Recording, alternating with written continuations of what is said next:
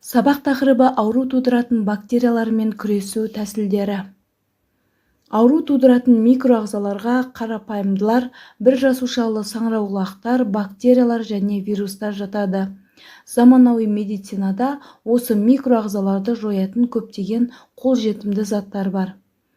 Залалсыздандырушы жансыз нысан бетіндегі патогендерді жояды.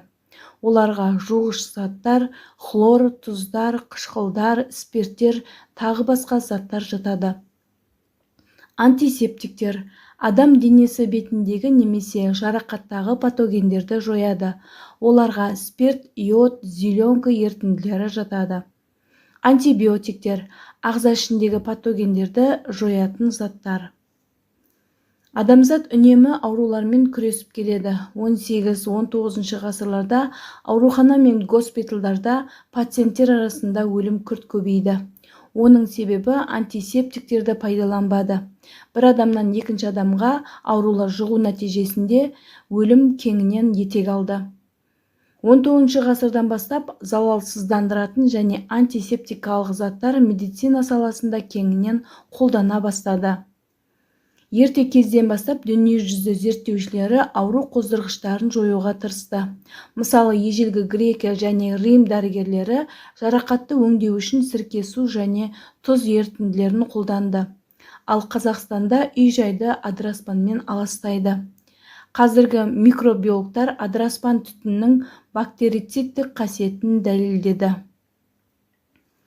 Баспа, яғни ангина және туберкулез ауруларының жұғу жолдары ауа тамшылары, ыдыс және ауру адамның зат арқылы жұғады. Алдын алу шаралары дәке таңғыштар, залалсыздандырғыш заттармен ылғалдап үйді сүрту және желдету, ауру адамды оқшаулау. Конъюнктивит көздің инфекциялық ауруы. Шаңды дауыл кезінде және жұмыс жасаған кезде көзге басқа заттардың түсіп кетпеуін қадағалау. Тырысқақ, су және жуылмаған көкөніс пен жеміс-жидек лас ыдыс-аяқ арқылы жұғады. Аурулар таралған кезде қауіпсіз суды қолдану, барлық көкөніс пен жемісті лимон қышқылы немесе сірке қышқылы арқылы сулармен жуу.